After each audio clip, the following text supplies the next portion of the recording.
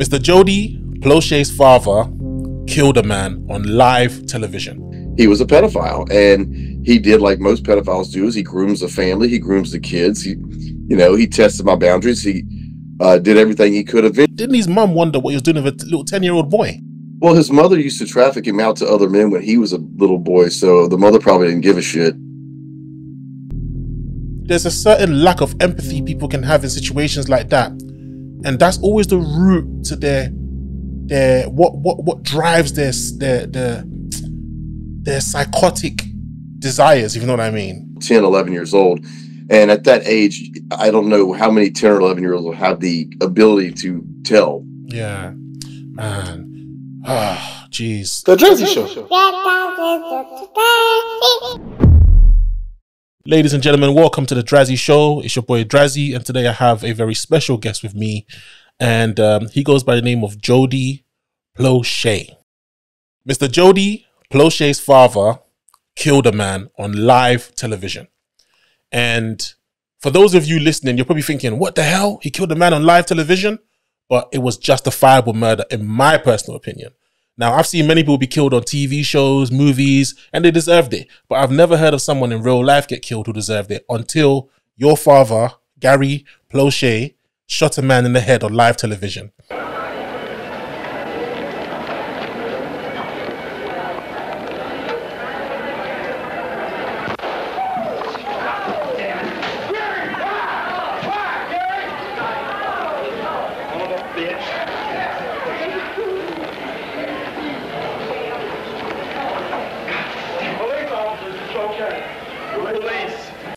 Now, let's go back so people can understand why your father did what he did. Now, the gentleman that was shot, what was his name, please? Jeff Doucette. Jeff Doucette. Now, what's the reason why your father shot Mr. Jeff Doucette in the head on live TV? All right, well, let's go back to when I was in fifth grade. Okay. In fifth grade, I got a flyer that said, take karate lessons, and I balled it up and I threw it in a waste paper basket. It didn't even make out the classroom. Well, my little brother was going to a different school in the same school system. He got the same flyer. Well, since he wasn't participating in any extracurricular activities, my mother decided to sign him up. Well, when she signed him up, she signed my older brother and me, and her best friend's son.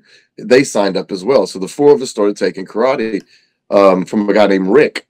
We did our first lessons. We went back to our second lesson, and Rick didn't show back up. So our names were turned over to Jeff Doucette because he is an up-and-coming karate teacher who had just opened up a dojo, and so his names were turned over. He was going to honor the lessons. Well, unbeknownst to the parents of the children taking karate from Jeff, he was a pedophile, and he did like most pedophiles do: is he grooms the family, he grooms the kids. He tested my boundaries. He did everything he could. Eventually, it led to a full-blown sexual abuse for almost a year.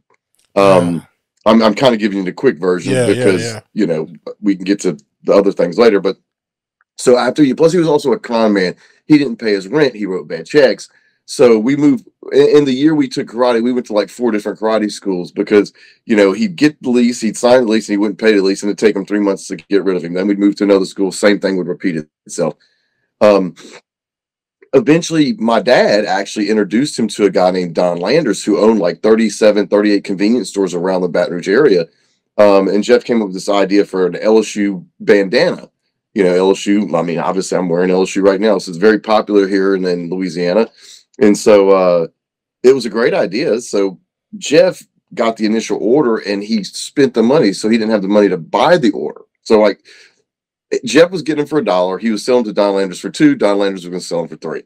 Well, Don Landers ordered $15,000, wrote him a check for $15,000, but Jeff spent it. Instead of Jeff spending the next check. So the first check you buy the product with, the second check, that's your profit.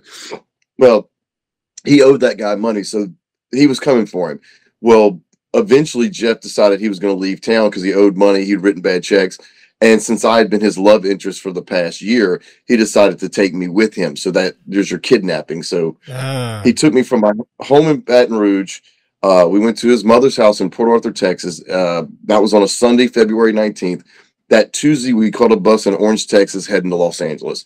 We were there for about a week before the police traced the phone call back to a hotel in Anaheim, and he was arrested. I was flown back the next day, and he was flown back. I was flown back March 1st, 1984. He was flown back Friday, March 16th, 1984. And that day, that Friday, my dad was having lunch at a place called the Cotton Club, and it literally was less than a half a mile away from the WBRZ Channel 2 studio. My dad used to work there when he was in college.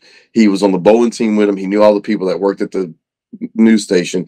And so one of the guys was like, hey, they're bringing your boy in tonight at 9 o'clock. So they told him what time they were bringing Jeff in. So knowing what had happened to me, a week prior, March 9th, 1984, once they arrested Jeff, they took me to the hospital and they did a rape kit on me. Well, the rape kit came back positive. So now I had been denying that Jeff had done anything to me, but now we had scientific proof that he had been. My dad had that knowledge. And so with that knowledge, with the time he was coming back, with the gun that he had taken from the house the night before, he went to the airport, gun tucked in his boot, got on the payphone, called his best friend, told him what he was about to do. And as a matter of fact, as he saw Jeff walking behind him, he said, I'm taking the gun out of my boot. You're going to hear a shot. And he turned around. And I guess that's why he kept the phone in his hand. He wanted his friend to hear the shot. And then he hung up the phone. Wow. All right. Wow. So then to get to the end, my dad eventually pled no contest to manslaughter. He was suspended to 7 years, hard time, but the sentence was suspended. So he ended up with 5 years probation, 300 hours of community service. He did all his community service. He did his probation. He wasn't ever a threat to society. So it seemed to be the proper sentence, in my opinion. My dad was a convicted felon. He couldn't have a gun. He couldn't vote. But so he didn't get away scot-free. He had to do his time. If he'd have screwed up, he'd had 7 years hard time. He would have had to serve that time. So, I mean, he had to be a good citizen, and he was.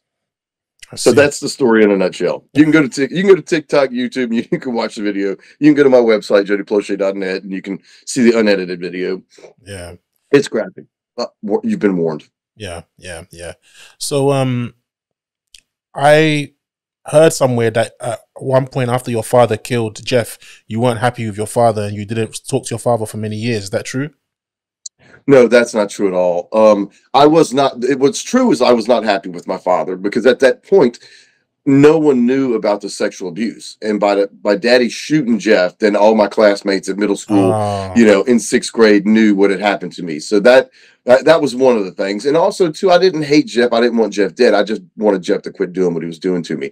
So you combine those two, I was kind of upset with my father, and I was upset with him for a couple of months, not a couple of years. Oh, I see. So obviously these people exaggerating the story to make it sound a lot more plumped up. Oh, yeah. They talked about how drunk he was when he did the shot. He wasn't drunk at all when he made the shot. I mean, he had some beers during the day, but he wasn't blacked out drunk. So, yeah, so people have kind of like, and I'll tell you even another one. It wasn't even live on TV. It was recorded, and where I give people the pass is a lot of people were watching the news live when it aired. So to me, that's live on TV, but it wasn't like they were at the airport going, we're covering right now, we're covering Jeff Doucette returning back from California. No, they were there. They were just going to do a side story. They had the story even prepped up. And if you want, I can send you the link if you can't find it, but if you go WBRZ shooting, they actually have the news from that night. So you can see that the news was recorded. I mean, the news was airing live, but the shooting took place around 9:30 and the news aired at 10. I see. Wow. Because obviously I was born, I think 3 months after it happened. I was born June 14, 1984. So it's something that would come up on TV during my childhood. Every once in a while it would come up. And I always remember that story. It's always ingrained in the back of my mind. So one day I was on YouTube and I came across one of your interviews and I was like, you know what? I do remember that. And I always remember it being a live shooting, live on live TV, not knowing the whole time it's something that was, prepared and edited and everything for it to come on TV. Now, what I wanted to ask you is, how did he get comfortable with your parents, with you? How did they trust him? Because as far as I'm concerned, he was your karate instructor. That should be the boundary. That should be it. He should be teaching you kung fu, karate, whatever you call it, and that's it. How did he get to even get that close to you and your family? Okay, well, I can tell you right now. So there was a movie. Well, like one, he had a karate fighting team, so they competed. They had about probably 10 to 12 students that would compete in karate tournaments, like the Karate Kid. And so after we had been taking karate for a couple of months, um, Jeff asked my mother if we could go to the movies because they were having a tournament in New Orleans. And he said that, before we go to a tournament, we like to go out and to the movies and have kind of like a celebration, like a little party. Yeah. And so my mother called her brother, who worked for the sheriff's department, and asked for him to do a background check on Jeff. And my uncle, I don't know if he did the background check, but he claimed that he did. And he claimed that, yeah, he's fine. Everything should be okay. So there's one, okay, this guy's a decent guy. Yeah. Then we went to the movies that night, and after we went to the movie, this movie. They call me Bruce, and after we went to Chuck E. Cheese, what just so happened, my cousin was having a birthday party at Chuck E. Cheese, and so now Jeff got to meet my aunts and uncles. Sorry to cut you, Jody. Meet my cousins, Jody. So now he's Jody. Sorry to cut integrating. you. Sorry to cut you. For those of us in the UK and Europe, what is Chuck E. Cheese? All right, Chuck E. Cheese. I'm sorry, Chuck E. Cheese is like a kid's. It's like a pizza place for kids, but it's an arcade. All right. And so you can go play video games, you can go play pool, joystick. It was just an arcade, pinball, skeet ball, and so was Chuck E. Cheese. And so now we're having a good time. He's meeting everybody, and everything's great. So it's like, hey Jeff, you know what? Why don't you come over next Saturday? We're playing Trivial Pursuit. Well, it wasn't Trivial Pursuit back then; it was Password. Trivial Pursuit was after the shooting, but we would get together as a family every Saturday night, and so we'd invite him over, and so it just became kind of part of the tradition. So he not only embraced himself to my mom and dad, but he embraced himself to my aunts and uncles, and Jeff was fun, and he seemed like a great guy. Meanwhile, he's testing boundaries, and he's planning on how he's going to get me. Damn. So what was the initial first step? How did he test the boundaries the first time? Was it verbal or physical? Well, the first time in my consciousness when I was a kid was he offered, hey, I'll take him home after karate practice. I think it was a holiday. And so, my mother's got 4 kids. 3 of them are with Jeff. So she's like, sure, I can stay home, cook dinner, whatever. So we're riding around the neighborhood, and Jeff was like, hey, who wants to drive the car? And so he put us in his lap, and that's the first time he put his hand in my private parts, and that's when I first noticed it. Now I thought it may have been an accident because it was only briefly, but it was still his introduction. But looking back as an adult, I think it started whenever it started with stretching in the karate class, because he would tell you, okay, you got to do a split, and then he would go between our thighs, and he'd be like, ooh, look, you're tight in here, and that was kind of like his way of normalizing his hands being 2 inches from my private parts. That's looking back as an adult, but the first time as a kid when I noticed, I was driving a car and he put his hand in my lap. Damn. Oh, so why didn't you report this to your parents? Was it confusing for you? Well, at first it was confusing because I wasn't sure, so I didn't want to, make a false accusation. But by the time I knew it wasn't an accident, I was too scared at that point to tell, because I knew my parents I knew my dad would get upset and, take matters into his own hands. So at that point, it became easier for me to just keep it quiet than to say anything. Damn. And then obviously as time went by, you kept testing the boundaries. And the time when he kidnapped you and took you to California, was that the first time that he obviously took it further, or had he already taken it further? No. All right. So you got to go back to April. Well, February, I would say, is whenever we were driving a car. March is when I first realized what he was doing wasn't an accident. It was, he was taking advantage of a kid. April is when he said, hey, I'm going to perform oral sex on you. May is when he's like, all right, I'm going to have sex with you. And so from May 1983 to the kidnapping, he would perform oral sex on me, and then he would have sex with me pretty much every day. And you never told your parents? I mean, by now you should know this is definitely off. It's not right. Well, thankfully, I knew from the get-go that it was off and it wasn't right. But again, I'm still 10, 11 years old. And at that age, I don't know how many 10 or 11-year-olds will have the ability to tell. Yeah, man. Ah, jeez. It angers me, really, really angers me, because it's like, who It was, angered my dad. listen, I think your dad is the dad of the century. I think your dad is the dad of the century. When I saw that video as a little kid, I can't remember where I saw it. I think it was like a TV show talking about it. They were talking about several different murders, and one of them was your father's segment. And I remember as a little kid thinking, he's not wrong. So when they said he done like a short prison sentence and he got off, I was like, thumbs up, 2 thumbs up, actually, 2 thumbs up. Do you know what I mean? But you know your father, every Father's Day, he comes up on social media somehow, some way.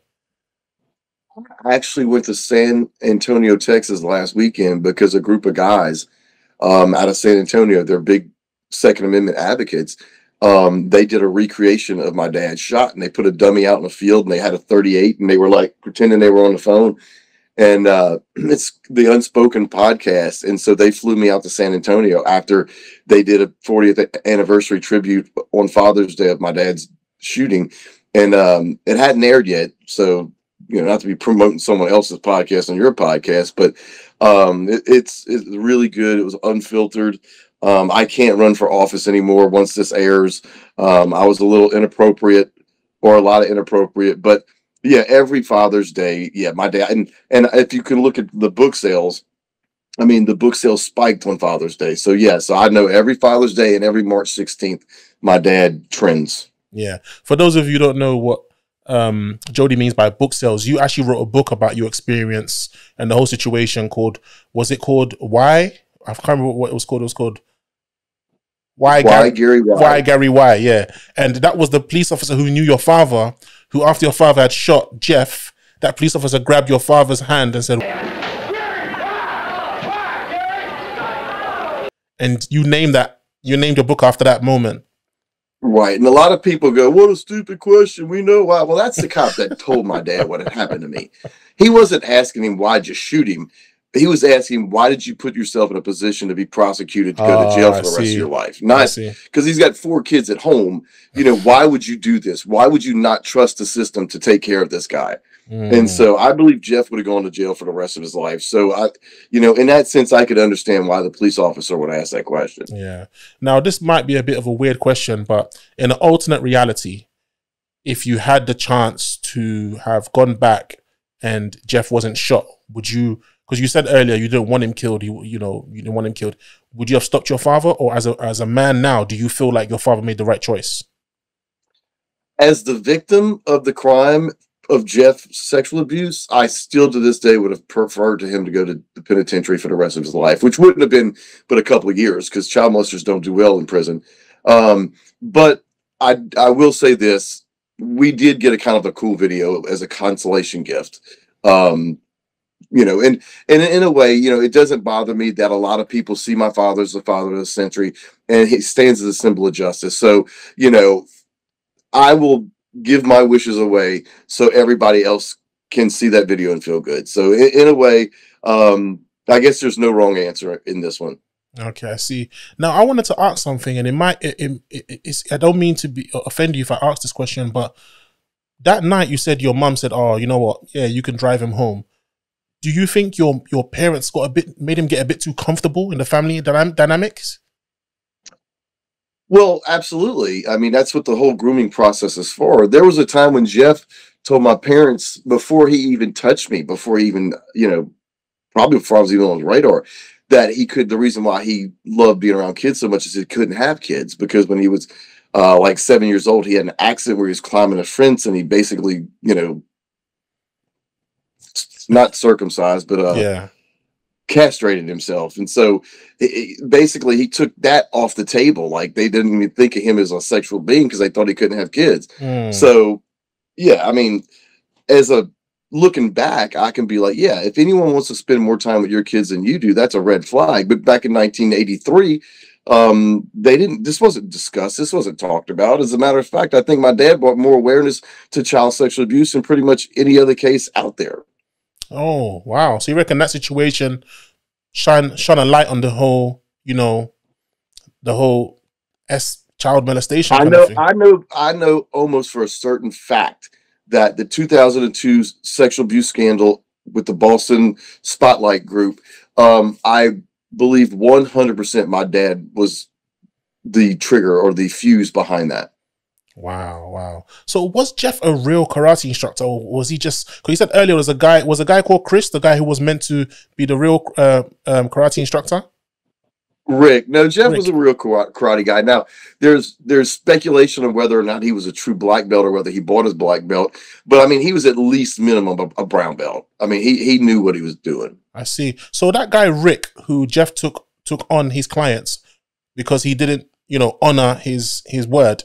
Why did he disappear? What happened? He disappeared. I have no clue. Wow. So had he have not disappeared, you probably would have never gone through any of these experiences. No, absolutely not. I mean, I don't think Rick. I mean, Rick, we were meeting at a playground at a school. It wasn't even like a karate studio. It wasn't even like a dojo. Jeff had sporing gears, jump ropes, heavy bags, speed bags, mats. I mean, Jeff's karate studio was the real deal. Rick was kind of like not the real deal. I see. Do you think there were other children in Jeff's dojo that could have gone through that experience as well? I know there were. I don't have to guess. I mean, I witnessed it. Oh my God!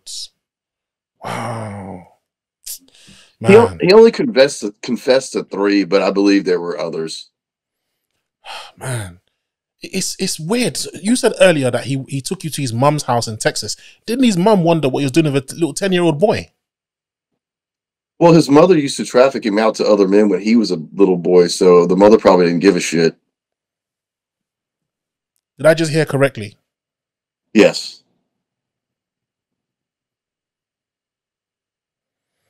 And that was confirmed by his sister, because his sister, in the winter of 83, so this would be probably December of 83, Jeff's older brother was in a really bad car wreck. And so his sister came down to visit and actually stayed at the house with my mother. And she confessed to my mother that when she was younger, she had a baby when she was 14. She got pregnant when she was 13 because her mother would prostitute her out. That's how they got by. And so Jeff, when he was flying home from California, he had confessed and mentioned that his mother used to prostitute him out, or I think he may have said he never saw money exchanged, but his mother knew. My gosh. Yo, that's twisted, man. That's absolutely twisted. So literally, he was a victim that then victimized other people, basically. No excuse, though. Yeah, obviously, no excuse whatsoever. Do you know what I mean? There's no excuse for that whatsoever. So you said earlier also that, you felt like your father may have shunned too much light on the situation. You didn't want to be embarrassed at school. How was life for you when the word had got out nationwide in the United States of America? How was it life for you after that? And it may have been a good thing. It may have been something that I had to address at that point. I had to deal with it at that point, whereas a lot of sexual abuse victims, they try to cover it up, forget about it, and then when they have a kid, it kind of comes back up and it has negative experiences. But I feel like I dealt with it then. Now, granted, I'm not married. I don't have any children, so I don't know how that would affect me if I ever did have kids. I don't even have to say if I ever have kids. I'm not gonna have kids. You saw what's in my lap right now. I've got this little kitty just sitting in my lap right now, taking care of me. Me and her have had a rough 2 months. She's been mad at me for like the last 2 months because there was a kitten that showed up in my backyard that was wild. And so I had to tame it so she could smell that other kitten on me. And so she's been mad at me for like the last 2 months, but I'm glad she's finally coming around. Oh, that's good. But, I don't know how it affects me. The only thing what is this? Did the kids tease you? Like PG? Is it PG-13? I won't know till it's time to edit it, to be honest, because I knew this conversation was going to go anywhere, to be honest. Yeah, if you go to my web browser, you won't find anal porn in there. I mean, that's about the only way that I would say that it's affected me. Oh, God.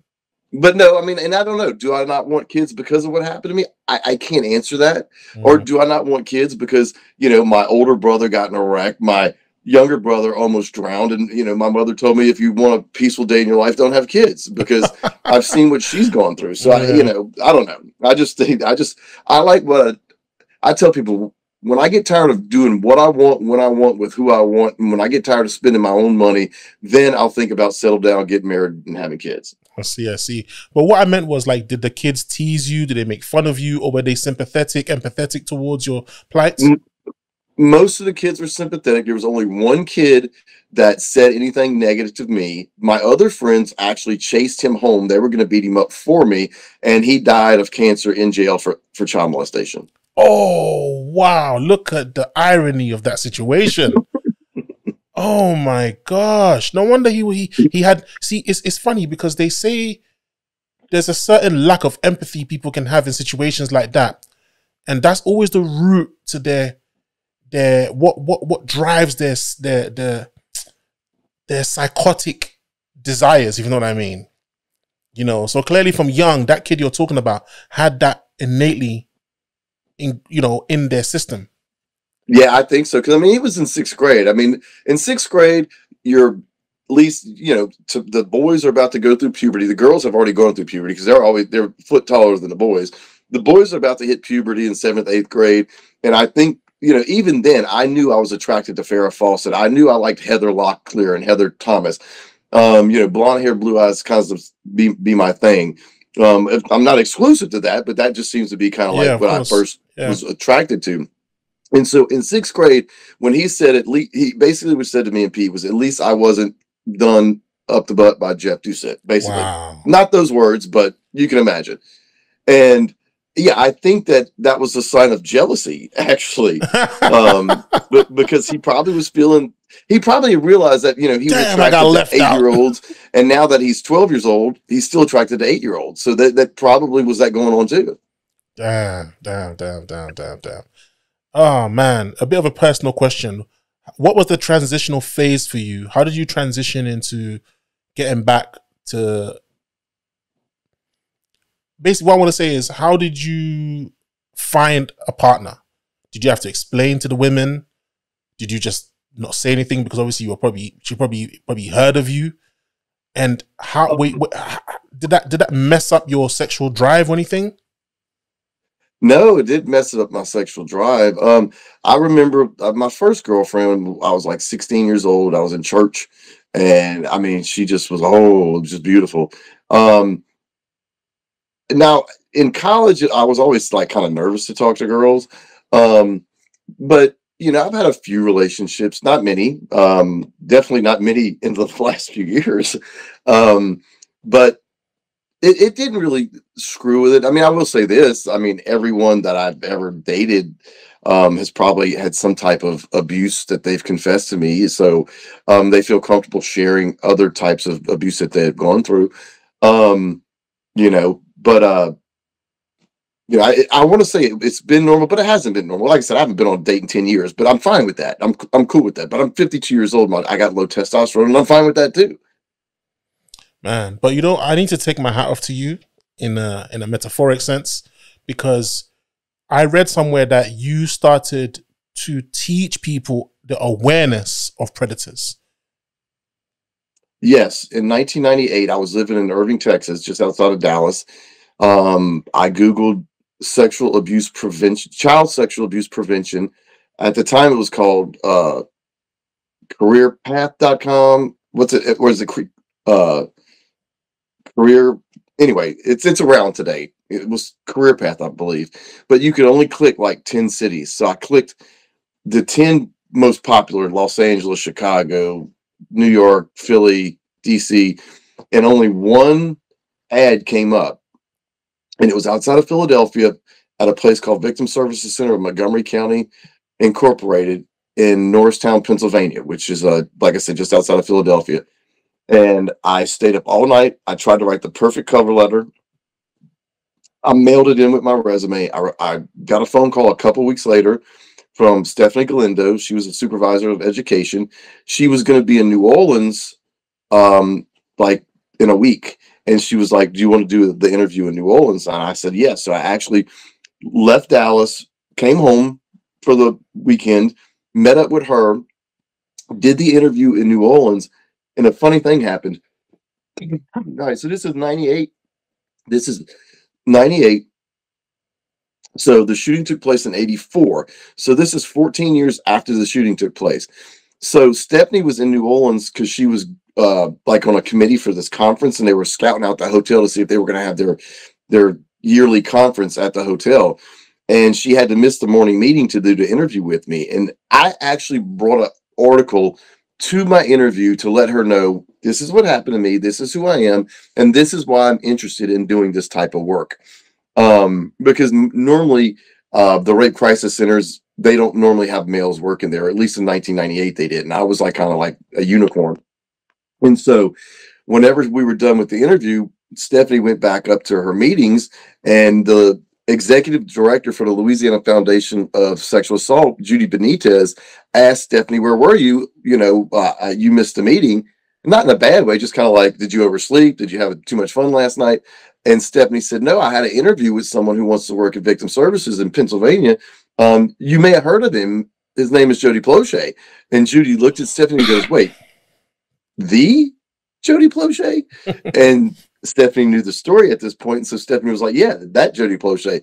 So even though I was interviewing for a job in Pennsylvania, even though it was 14 years later, and then Stephanie told me that after she hired me. And I was like, I guess that didn't hurt my, chances of getting the job. And she's like, "No, not at all." So she knew that she had someone who was going to be committed to the work. And I really was. And I enjoyed, I was there 7 years. I even told Stephanie in the interview, she goes, "Where do you see yourself in 5 years?" I said, "I want your job." Wow. And I had it 5 years later. Wow. So obviously you must have prevented a lot of young boys or young girls from going through what you went through by doing that job, right? Well, I'll tell you, even before I even thought about doing that job, I didn't even care about doing that job at first. I was 18 years old, almost 19. I got a call from the producers for the Geraldo Rivera television talk show, daytime talk show, and they wanted to know if me and my dad wanted to come on. Well, of course, I wanted a free trip to New York City. I mean, from Louisiana, we could go to New York City. So I even talked to the producers and said, "Look, can we stay an extra day? If you put us up for an extra day, we'll come." And so they were like, "Okay." So I negotiated an extra day so me and Daddy can experience New York City. And we went to the Yankees game. We went to the World Trade Center. We rode through Central Park. We went and saw Jackie Mason on Broadway. So, I mean, we made, in that little day and a half trip, we got the most that we could. Plus, we filmed the show. Well, they filmed 2 shows that day. The first show was titled "The Day the Music Died," and they had Buddy Holly's wife. They were talking about the plane crash that killed Buddy Holly, the Big Bopper, and Richie Valens. They had Richie Valens' high school girlfriend Donna that he wrote the song about. They had Peggy Sue that I got to meet the real Peggy Sue that Buddy Holly sang about, and they had a special guest on there, Little Richard. So they came off stage, they came backstage, and I got to meet all these people.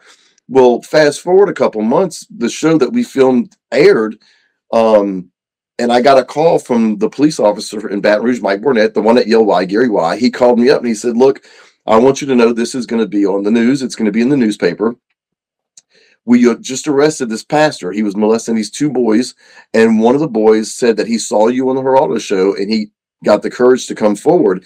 And that's why he came forward." So I immediately, before I even wanted to help anybody, I just wanted a free trip to New York City, help too. So how people go, if you can help, if I just help only one person, I've done my job. I helped too, and I wasn't even trying. So that was the moment I was like, wow, you know what? I could take this story and I can make a difference. So that's what I've been trying to do ever since then. Wow. Well done, man. Sorry, I got to clap for you again, man. I got to clap for you again. Seriously, I got to clap for you, man. Seriously, that is amazing. You gave that boy courage to come out and expose the predator. And a friend of mine, when he read my book, he was texting me the whole time. Who was the kid? He wanted to know who the kid was that made fun of me. And then he texted me. He was like, he did the research. He looked it up. So eventually that guy got arrested again in Florida. I want to say he served 8 years, and then he got arrested again in like South America. So the guy didn't quit. I mean, he did his sentence, got out, he'd molest again. He did his sentence, got out, he'd molest again. So it's, so the people who say that my dad prevented Jeff from molesting any more kids, you know what, you may be right, because Jeff never molested another person.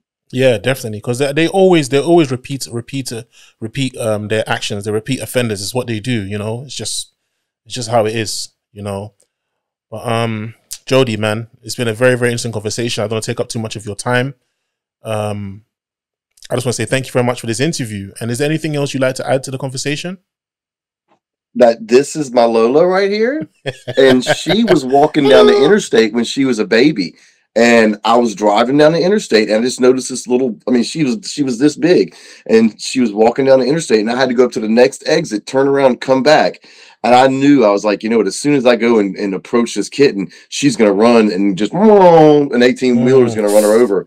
And thankfully she ran straight to me. Oh, wow. And she's been my shadow for like 8.5 years, but she's been mad at me for the last 2 months. The only thing I'd like to add is just that, you know, the book's available on Amazon, and you can go. I can see Amazon UK, and actually one of my biggest months, the Mirror ran an article. This was a couple of years ago. It ran an article, and I had some really good sales from that month. So you can get it. It's on Audible as well, so you can get the audio book. You can get the digital copy. You can get like the Kindle version, or you can get the paperback. Just go to Amazon.com, type in Y Gary Y, and also hopefully. Hopefully I've partnered up with some production companies, and hopefully in the near future there'll be a documentary about it. We're shooting for a 3-part documentary series. Wow. Discussing the case, so hopefully that'll happen soon. Wow, that sounds keep an good. eye out. That sounds good. That sounds good. Now, just before we go, I wanted to ask you one question. Actually, I just remembered the question I wanted to ask you. When did the Karate Kid come out? What year did the Karate Kid come out? 1984, right? Right after the shooting. Oh, so it was after the shooting. The summer after the shooting. The shooting took place of like March 16th, 1984, and the Karate Kid was probably released June 28th, 1984. You can look that up. But yeah, it was right after that. 3 months after. So what are the odds of that? Yeah, that's my life. You probably helped promote that movie, to be honest. Actually, my best friend at the time in middle school kind of looked like Daniel LaRusso, and I want to say for that Halloween 84, I lent him my karate uniform and he went as the Karate Kid. Oh man, Jody, listen, thank you very much. It's been a wonderful conversation. Guys, make sure that you check out Why Gary Why, the book. If you don't like reading, get the Audible. You know what? I need someone over there. I got me a passport about 5 years ago and I've never used it. I need someone to find a sponsor or find someone to fly me to the UK so I can come do a presentation. I would really love to visit and travel there. And, you know, I'll do any news station interviews to promote whatever, but I really would like to get there. Well, if anyone's listening, if anyone's watching, you heard what Mr. Jody just said. If you want Mr. Jody Plauche to come and talk about the awareness, talk about his experience, talk about anything that's around the subject matter, make sure that you get in touch with Mr. Plauche. Mr. Plauche, what's your website? JodyPlauche.net. That's JodyPlauche.net. I'm at JPlauche on Twitter. Jody Plauche on Facebook. I do have Instagram, but I don't pay attention to that. I'm normally just Facebook, Twitter. But anyway, yeah, please. I mean, I would love to come visit. All right. Guys, you heard it, man. You heard it. But yeah, Mr. Plauche, thank you so much for your time. I really appreciate it. Enjoy the rest of your day. And God bless you, man. God bless you for turning a tragedy to a triumph. Well, thank you for having me. Thank you very much. Thank you, sir. Take care. Guys, those of you who are watching, who have watched this far, be paranoid when it comes to your kids. Like me, I'm a very paranoid father when it comes to my daughter. Don't let anyone look after your children other than your significant other. And make sure you please pick a wise and sensible partner. You heard what Mr. Plauche said about Jeff, his molester. His mother used to pimp him out. Him and his sister. So what does that say? It's not just a matter of leaving your child with your child's mother. It's a matter of picking the right woman to have a family with. And women, pick the right man to have a family with. Because as you can see, there are some wicked people that will do it to their own children. But those of you who have picked the sensible partners and you are caring and loving and providing for your children, beware of the fact that there are others who won't feel the same way that you feel. They're going to want to harm your children and get lustful pleasure out of your children. So you need to be paranoid. You need to have your wits about you. You need to have your 20/20 vision. You need to have your senses about you. Don't leave them with anybody and just anybody. Look what happened to Mr. Plauche. Look what happened to him. You have to be very, very aware of your surroundings. Be protective of your children. You don't want to be overly protective and not give them a wonderful childhood, but be protective of who they're around, who wants to be around the household. But anyway, I could ramble on forever, but all I'm going to say is, guys, please share this video. Please post this video everywhere. Make people aware of this. And get Mr. Plauche's book, Why Gary Why. And thank you very much for watching.